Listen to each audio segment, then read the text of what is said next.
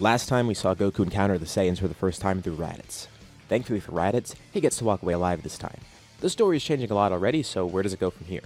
We'll be covering all that and more in this third part of What If Goku Went Super Saiyan Early. Weeks pass, and Raditz arrives back to one of the Frieza Force bases. He's still pretty badly injured, and the others take notice of this. Normally this isn't too big of a concern, but they don't actually know where Raditz went, and thankfully Frieza doesn't know about it yet. Especially with Raditz being such a low-level soldier, him leaving his post for a bit wasn't really noticed right away. But that's the issue. Soon enough, people are going to get suspicious, and he's going to have to explain what he was up to. Back at the base, he contacts Vegeta and Nappa, telling them they need to meet up in person. He's been careful about using the scouters this entire time too, and while he did use it on Earth, he really used it to a minimum. Since he can't be too sure about what the scouters record and who's spying on him, if someone is spying on him, he can never be too safe. And that's why Vegeta and Nappa agree to this. They do need to meet in person because it's the safest way to talk. So, they set up a meeting point. They're going to meet halfway somewhere so they can meet quicker. They are still pretty far away, but thankfully, this means they only have to wait a few months to meet instead of maybe a year. Unless they were to get on one of the bigger ships somehow, because right now they're just stuck with their attack balls. But that's fine, they'll make do with this. They are eventually able to meet up halfway at some other base, with Raditz giving the rundown on everything he saw. At first, Vegeta and Nappa were furious with him, thinking he's useless for not being able to recruit Kakarot, but while they briefly communicated with Raditz when he was on Earth, they suddenly realized that there was a reason he lost. They would have lost too, probably.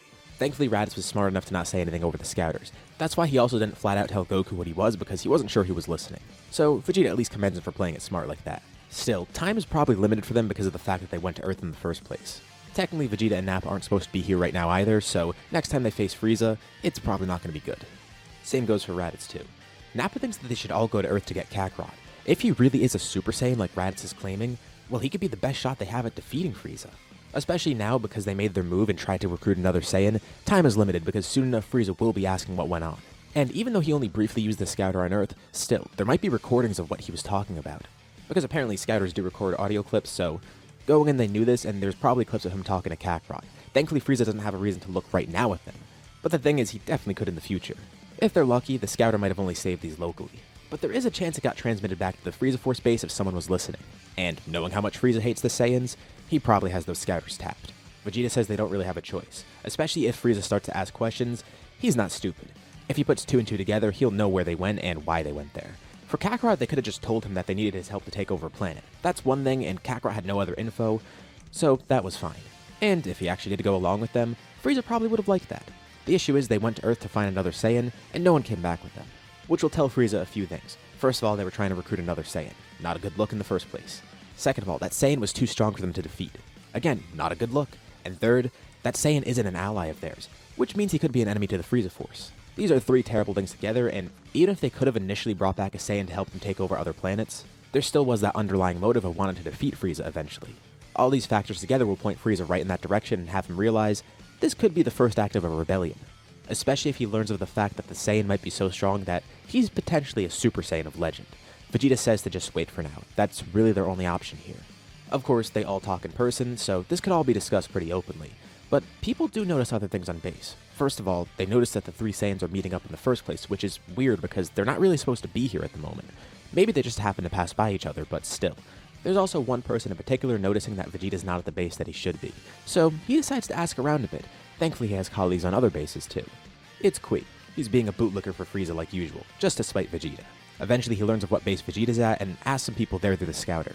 They didn't notice anything particularly strange, but they did see that Vegeta and Nappa seem agitated and maybe frightened for some reason. Seeing Vegeta being emo isn't necessarily anything new for them, but this is different. He seems almost scared over something, and they're not really sure why. Maybe it's just a hunch, but they do tell Kui this. Also unsure of why he's asking in the first place, but he tells them not to worry. This way he can get rid of Vegeta, and he could probably get on Frieza's good side too. Imagine if something actually is happening and he's the first one to inform Frieza of this. He'll be rewarded for his excellent skills, being able to sniff this out and also being loyal to Frieza. So, getting suspicious, he decides to look into this. It turns out there's actually recordings of what happened on Earth. No one bothered to check it because no one bothered to check it on Raditz in the first place. With such a low-level soldier on his own, and the fact that they didn't even know he left in the first place, there was no red flags raised, but now that Kui's actively looking into it just to spite the others, he finds something really interesting. First of all, Raditz left his post. Second of all, he went to this random planet to try and find somebody. It turns out that somebody, it was another Saiyan. And not just that, it's a Saiyan related to Raditz directly. This whole time there was another Saiyan out there and Raditz hid it, as well as the other two probably. Now this wouldn't really be an issue because Raditz is a low-class Saiyan. He's the weakest of the three, and if he had a brother somewhere, he's probably even weaker. That's not the case at all. He immediately gets Frieza to look at this. Frieza's not present on either base at the moment, but Kui's able to get in contact with Zarbon and Dodoria, and they alert Frieza too, showing him the things that Kui mentioned. There's one good thing about this. No Dragon Balls are mentioned, so there's no idea to go to Namek, or to go get the Dragon Balls in the first place on Earth. This also is initially how the Frieza Force discovered the Dragon Balls, because they were spying on Vegeta and Nappa. At first, when Frieza hears that Raditz left his post, he's thinking, okay, next time he sees the Saiyans, he'll just punish them somehow. Then he learns there's another Saiyan out there who doesn't work with the other Saiyans. Okay, that's fine too. He'll get to that Saiyan eventually and kill him, but he's not a high priority, because he's probably weak in the first place. But of course, Frieza's able to slowly piece it together and realize this is probably a bad attempt at a rebellion. And unlike in the main story where he gets something out of it by learning about the Dragon Balls, he gets nothing out of this. So the three Saiyans leaving their duties, as well as hiding this other Saiyan from him, that of course raises some alarms as is. There are very few clips and they're just audio recordings, so Frieza can't really get much out of them. But from what he can gather, he hears Raditz read out Kakarot's power at one point, when it briefly shoots up to 3,000. But then strangely enough, Raditz decides to transform into a Great Ape. After this, he didn't have the Scouter on because he was a Great Ape, it didn't fit on him. So it just picked up distant audio from the battle, but he finds that weird. Transforming against Kakarot's one thing, but if its power was only 3,000, Raditz transforming into a Great Ape should have been more than enough to defeat him. It should have been overkill if anything. But Frieza tries to enhance the recordings. The Scouter doesn't actually pick up any powers in this time, but he can hear Raditz shouting in surprise. He then hears Raditz de-transform, and then he immediately shuts off the Scouter, and he starts almost obsessing over these clips. What are they hiding? There's more to this. And that other Saiyan couldn't have turned Great Ape because in the clips he could actually hear Raditz talking about the fact that he has no tail. He keeps trying to analyze them, and trying to put together all the other pieces, eventually asking around to that other base where Raditz first arrived, and he seemed really badly beat up. Maybe that Saiyan was suppressing his power like Frieza does himself. That could be a concern, but even if that's the case, there's no way he's stronger than Frieza.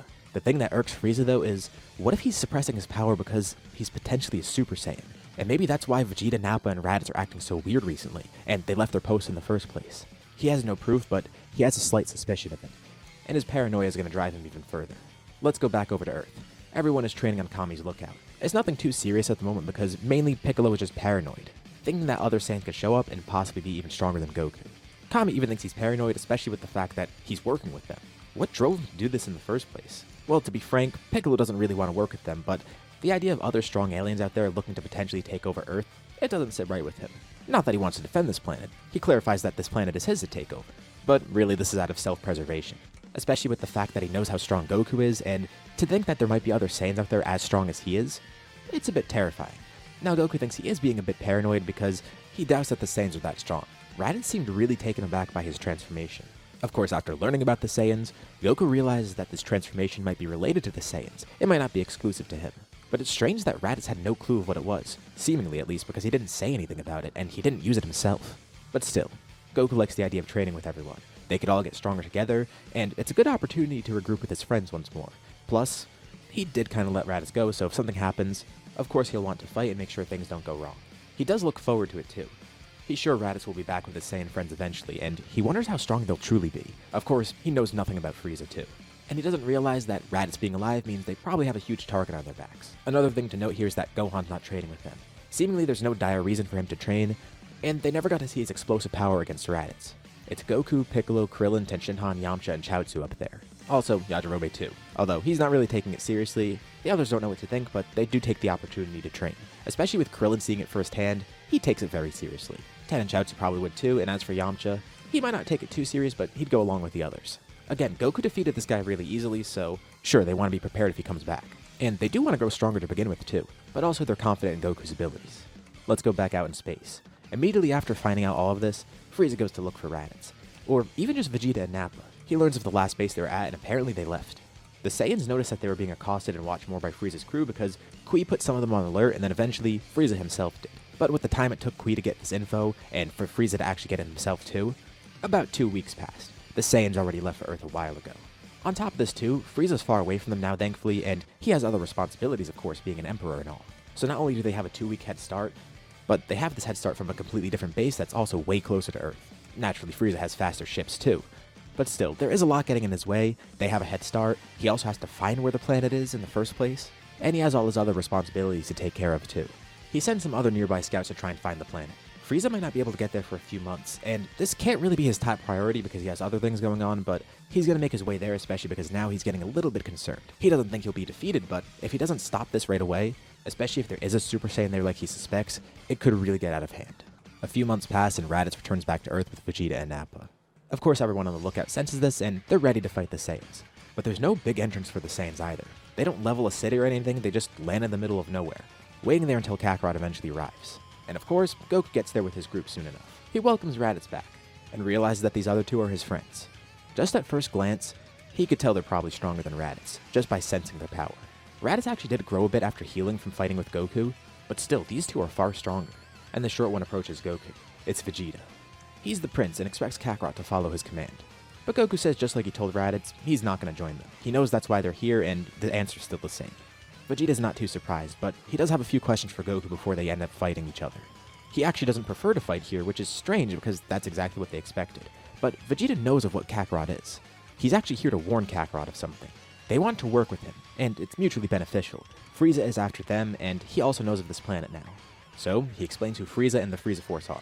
Goku and crew are definitely shocked to hear this, and Goku's friends mostly direct their anger at Raditz because he drew Frieza here. Frieza wouldn't have known about this planet in the first place if Raditz never came. This isn't Goku's fault at all because even if he killed Raditz, Frieza would have still found out eventually. But because of this, Vegeta has a bargaining chip. They couldn't get Kakarot to join them, but still, Frieza now maybe views him as an enemy, and they want to use Kakarot's power to defeat Frieza. After that, they'll leave him alone. They know he doesn't want to join the Saiyans, and they know that they can't defeat him either. But either way, they're all on Frieza's radar, figuratively and literally. And Goku doesn't take much time to think about this. He's up for it. First of all, it's kind of his only choice here. It sounds like he's going to have to fight Frieza regardless, so it's better to actually have some more allies with him. Especially people who actually know about the enemy and can tell Goku more about himself, mainly for the sake of his own power. But on top of that, he's also up for the fight. This is kind of a secondary reason, but it sounds like a good challenge for him too. If this guy turned out to be stronger than his Super Goku form, he's really going to have to train hard to defeat him. And that reminds Vegeta. He has to see that transformation, so Goku shows it off. The three Saiyans have scouters that only work locally this time, since they don't need to communicate with anyone else. They just want to use this to read powers. And their scouters immediately stop working after Kakarot transforms. His power level shoots up to over 1 million before the scouters stop. They're simply bricked by Goku's great power. And Vegeta says no doubt, this seems like the power of a Super Saiyan. So that's what this is. The Super Saiyan of legend. Goku's glad to finally know what this is, even though they barely know anything about it themselves. Just the name of the form. Funny enough, Goku wasn't that far off by calling it Super Goku, so he thinks that's kind of funny. Whatever lies ahead for Goku and his friends, Goku's sure that he'll be ready. He'll train to tame this power even further and grow even stronger. He always knew that this great strength would be able to help him, but he's going to be facing his first really big challenge soon. But they have time on their side, and now new allies. Plus, they weren't really training too seriously before.